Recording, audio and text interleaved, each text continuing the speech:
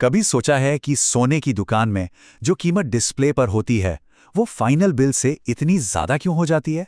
आज इसी गुत्थी को सुलझाते हैं और समझते हैं कि एक स्मार्ट गोल्ड बायर कैसे बना जाए। ये सवाल तो हर किसी के मन में आता है जो सोना खरीदने जाता है। शोरूम में रेट कुछ और दिखता है और जब बिल हाथ में आता है तो कहानी पूरी तरह बदल जाती है। तो आखिर ये जो एक्स्ट्रा पैसा है वो जा कहाँ रहा है? चलिए इसी का पता लगाते हैं। जरा इस नंबर को देखिए। मान लीजिए 10 ग्राम 24 कैरेट सोने की कीमत है 1,55,570 रुपए। ये अपने आप में एक बड़ी रकम है ना? लेकिन रुकिए, ये तो सिर्फ शुरुआत है। जब कोई गहना खरीदता है तो मामला सिर्फ सोने की कीमत पर खत्म नहीं होता। असली कहानी तो अब शुरू होती है। तो वो कौन सी छिपी हुई लागतें हैं जो फाइनल बिल को इतना बढ़ा देती हैं? देखिए, फाइनल कीमत सिर्फ सोने की वैल्यू से कहीं ज्यादा होती है और इसी को समझना ही स्मार्ट खरीदारी की तरफ पहला कदम है। अगर बिल्कुल बेसिक लेवल पे देखें तो बिल के दो मेन हिस्से होते हैं। पहला, खुद सोने की कीमत जो उसके वजन और प्योरिटी से तय होती है, और दूसरा है मेकिंग चार्ज, मतलब उस सोने को गहने की शक्ल देने की कारीगरी का खर्च। पर कहानी यहीं खत्म नहीं होती। और यहीं पर एंट्री होती है जीएसटी की, यानी गुड्स एंड सर्विसेज टैक्स।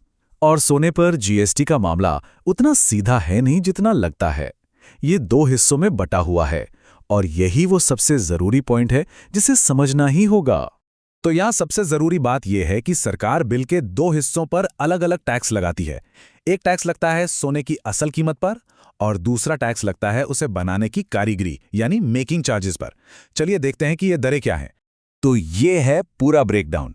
गहने में जितना सोना है उसकी कीमत पर लगता है 3% जीएसटी और जो मेकिंग चार्ज है उस पर लगता है 5% जीएसटी। यानी आपके फाइनल बिल में एक नहीं बल्कि दो जीएसटी जुड़ेंगे। अगर एकदम आसान भाषा में समझें तो जीएसटी एक सिंगल टैक्स है। पहले जो ढेरों टैक्स लगते थे, वैट, एक्साइज वगैरह वगैरह, उन सबको हटाकर इसे लाया गया।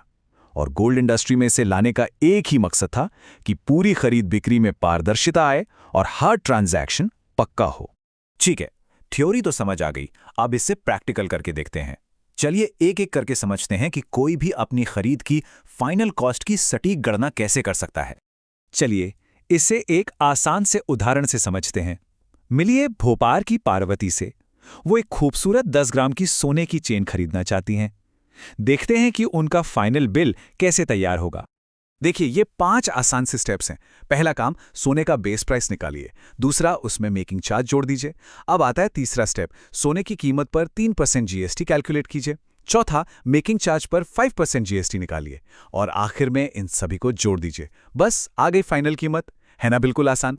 हिसाब किताब लगाना तो एक बात है, लेकिन ये पक्का करना कि सब कुछ ऑफिशियल रूप से रिकॉर्ड हो उतना ही जरूरी है। और यही काम आता है बिल या इनवॉइस।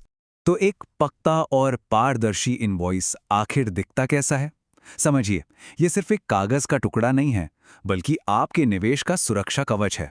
कुछ चीजें हैं जो इसमें होनी ही चाहिए। ये एक स्मार्ट खरीदार की चेकलिस्ट है। बिल में सोने का वजन, उसकी प्योरिटी, रेट, मेकिंग चार्ज और हां, दोनों जीएसटी की रकम अलग अलग लिखी होनी चाहिए। और सबसे जरूरी बात, ज्वेलर का जीएसटीआईएन नंबर जरूर जांच लें। तो हमेशा एक डिटेल्ड बिल मांगना ही मांगना है। ये भविष्य में बीमा क्लेम करने, गहनों को एक्सचेंज करने या बेचने के लिए बहुत जरूरी है, क्योंकि इसके बिना कानूनी तौर पर आपकी खरीद का कोई सबूत नहीं होता।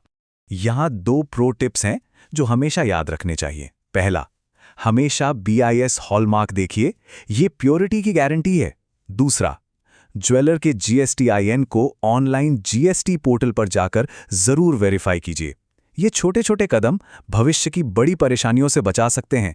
तो अब जब ये समझ आ गया है कि सोना कैसे खरीदना है, तो चलिए एक कदम आगे बढ़ते हैं और इसे एक निवेश के तौर पर देखते हैं। सोने के बाजार में आजकल चल क्या रहा है? वर्ल्ड गोल्ड काउंसिल, समझ लीजिए, सोने के बाजार की सबसे बड़ी ग्लोबल अथॉरिटी है और उनका विश्लेषण बताता है कि निवेशक सोने की तरफ तेजी से आकर्षित हो रहे हैं, खासकर जब अर्थव्यवस्था में अनिश्चितता का माहौल हो। ये चार्ट एक बहुत ही दिलचस्प कहानी बता रहा है। भारत में गोल्ड ईटीएफ्स, यानी एक तरह का डिजिटल गोल्ड, इसमें निवेश रिकॉर्ड तोड़ रहा है।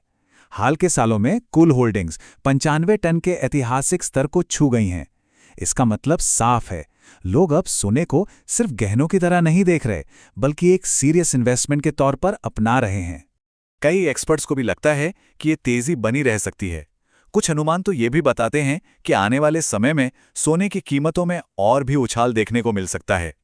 ये इसे न सिर्फ एक सुरक्षित निवेश बनाता है, बल्कि इसमें ग्रोथ की भी अच्छी संभावना दिखाता है। तो ये सब हमें एक बहुत ही अहम सवाल पर लाकर खड़ा करता है। बढ़ती कीमतों और गोल्ड ईटीएफ्स जैसे नए नए ऑप्शन के साथ क्या अब सोने में निवेश करने के हमारे पुराने तरीकों पर फिर से सोचने का वक्त आ गया है? सोचने के लिए एक अच्छा पॉइंट है ना?